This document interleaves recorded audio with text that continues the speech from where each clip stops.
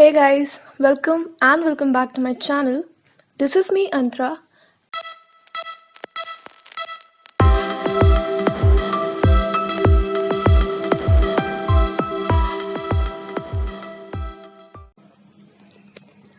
Okay, तो आज हम पढ़ने वाले हैं पाइथन सीरीज़ में। ये हमारा लेक्चर 2 है और ये जो लेक्चर है ये लेक्चर 1 का कंटिन्यूएशन है।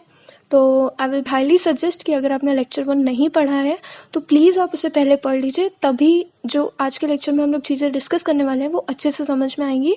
और आज के लेक्चर में जो हिस्ट्री ऑफ पाइथन है उसका जो बेसिक थिंग्स है वो मैंने फर्स्ट लेक्चर में एक्सप्लेन कर दी है। तो अगर आपको हिस्ट्री ऑफ पाइथन और ज़्यादा अच्छे से पढ़नी है तो आपको पहला लेक्चर देखना पड़ेगा। तो प्लीज़ इस लेक्चर को देखने से पहले आप लेक्चर 1 देख लीजिए, तो आपको चीज़ें ज़्यादा अच्छे से समझ में आएंगी। So without further do let's get started. तो आज के वीडियो में सबसे पहला हमारा है introduction to Python part 2। Okay, तो हिस्ट्री ऑफ पाइथन, जैसा कि मैंने बताया कि पिछले लेक्चर में आपने अगर देखा होगा तो आपने पढ़ा होगा कि मैंने बताया था कि जो पाइथन है उसका एक्चुअल जो आइडिया आया था वो 1980s में आया था। ओके, और ये बनना शुरू हुई थी 1989 में और ये इसका प्रोफेशनल वर्जन आया था 1994 में। ओके, इसे बनाया था ग्यूडो वैन रॉसम में। इनके बारे में हिस्ट्री हमने पहले लेक्चर में डिस्कस कर ली थी। बट ये 31 जनवरी 1956 को नीदरलैंड में बॉर्न हुए थे। और ये जो पाइथन लैंग्वेज थी ये बनी कहाँ पे थी? ये सेंट्रम विस्कंडे एंड इंफॉर्मेशन रिसर्च ऑर्गेनाइजेशन में बनी थी। ओके, और इसका हमने ब्रीफली जो भी चीज़ें हैं वो हमने पहले लेक्चर में डिस्कस कर ली, तो इसमें हम ज़्यादा नहीं जाएंगे। उसके बाद यहाँ पे मेरा मेन पर्पस है कि मैं आपको बताऊं कि पाइथन लैंग्वेज एक्चुअली में इवॉल्व कहाँ से हुई है। ओके, तो जो पाइथन लैंग्वेज है वो एबीसी लैंग्वेज का सक्सेसर है। दैट मीन्स एबीसी लैंग्वेज से इन्फ्लुएंस होकर के पाइथन लैंग्वेज बनी है, या फिर आप कह सकते हैं कि एबीसी लैंग्वेज में कुछ मॉडिफिकेशंस किए गए जो ग्यूडो वैन रॉसम को प्रॉब्लम्स आ रही थी एबीसी लैंग्वेज में, उनको सॉर्ट आउट करने के बाद हमारा पाइथन लैंग्वेज बना है। तो पाइथन के 2 वर्जन्स हैं, 2.x एंड 3.x। तो मैंने यहाँ पे 2.x क्यों कहा? क्योंकि जो पाइथन 2.0 वर्जन है इसकी भी एक अलग सीरीज है और जो पाइथन 3.0 वर्जन है इसकी भी एक अलग सीरीज है। तो जो पाइथन 2.0 वर्जन है वो 2000 में रिलीज हुआ था, फर्स्ट जो रिलीज हुआ था। उसके बाद फिर इसी में नए मॉडिफिकेशन होते होते 2.1, 2.2, 2.3 एंड आई थिंक सो इसका जो लास्ट वर्जन है वो 2.6 या 2.7 के अराउंड, और इस पे अब काम नहीं होता है। तो इसका जो दूसरा वर्जन था वो था पाइथन 3, जो कि आज की डेट में हम लोग यूज़ करते हैं। जो इसका पहला वर्जन था वो रिलीज हुआ था 2008 में। पाइथन 2 को एक्चुअल में 2020 में ही मतलब डिसकंटिन्यू कर दिया गया, क्योंकि अब उसका कोई यूज़ नहीं है।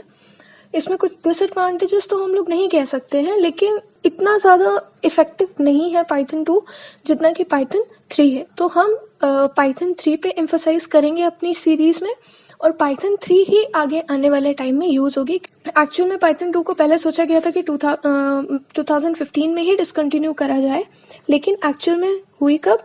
2020 में आके ये टोटली डिसकंटिन्यू हो गई है। अब इसके नए वर्जन्स आना बंद हो गए हैं। ओके, तो नेक्स्ट जो आता है वो हमारा है एवोल्यूशन ऑफ पाइथन। तो एक्चुअल में क्या हुआ था कि जो ग्यूडो वैन रॉसम थे वो एबीसी लैंग्वेज पे काम कर रहे थे। ओके, बट जो एबीसी लैंग्वेज थी वो किससे आई? सेट एल नाम की एक लैंग्वेज थी, जिसे कि हम सेट लैंग्वेज कहते हैं। 1969 में ये बनी थी, और ये लैंग्वेज जो है ये मैथमेटिक्स में आपने सेट पढ़ा होगा। सेट जो चैप्टर होता है, कॉन्सेप्ट होता है सेट का, उस पे ये काम करती थी। तो बहुत ज़्यादा इसमें काम नहीं हो पाता था, इसलिए इससे इन्फ्लुएंस होकर इसके कॉन्सेप्ट को यूज़ करके हमारी एबीसी लैंग्वेज बनी थी। और एबीसी लैंग्वेज के टाइम पे बेसिक और पास्कल लैंग्वेज थी।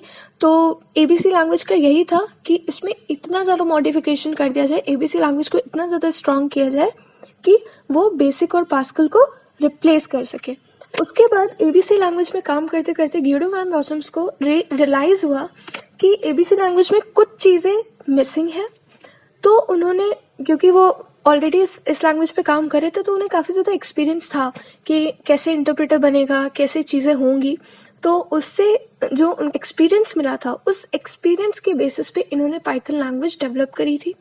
पाइथन लैंग्वेज में C++, मॉड्यूला, इन सब के काफ़ी सारे कॉन्सेप्ट्स हैं जो कि जिससे इन्फ्लुएंस होकर के पाइथन लैंग्वेज बनी है।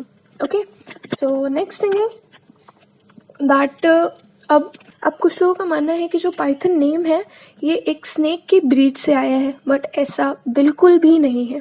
एक्चुअल में हुआ क्या था कि जब जावा का इम्प्लीमेंटेशन हो रहा था 1989 के टाइम पे, तो जो गिडो वैन रॉसन थे उसी टाइम पे एक मॉन्टी पाइथन्स फ्लाइंग सर्कस एक कॉमेडी शो था, फिर ये BBC चैनल पे ब्रॉडकास्ट भी होता था, तो ये उसको देखते थे और ये उस सीरियल के बहुत ही बड़े फैन थे। तो एक्चुअली में क्या हुआ था, उस टाइम पे ये सर्च कर रहे थे कि उनको एक कोई छोटा सा शॉर्ट सा यूनिक सा ऐसा एक मिस्टीरियस सा नेम मिल पाए जो लोगों को हिट कर सके, लाइक जो लोगों को आसानी से याद रह सके।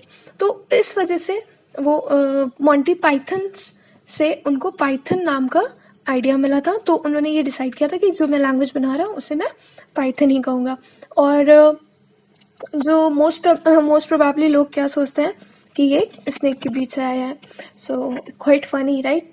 तो आज का लेक्चर आई होप सो कि आप सभी को समझ में आया होगा, और नेक्स्ट लेक्चर में हम बात करेंगे पाइथन 2 और पाइथन 3 के डिफरेंसेस के बारे में, पाइथन 3 के कैरेक्टरिस्टिक्स के बारे में, और क्यों पाइथन 3 इतना ज़्यादा फेमस हो रहा है। ओके, तो अगर आपको ये लेक्चर पसंद आया हो और अगर आपको चीज़ें समझ में आई हो तो प्लीज़ आप चैनल को सब्सक्राइब कर दीजिए, वीडियो को लाइक कर दीजिए और अपने फ्रेंड्स के साथ शेयर कर दीजिए। So till then, bye bye, take care, stay healthy, thank you.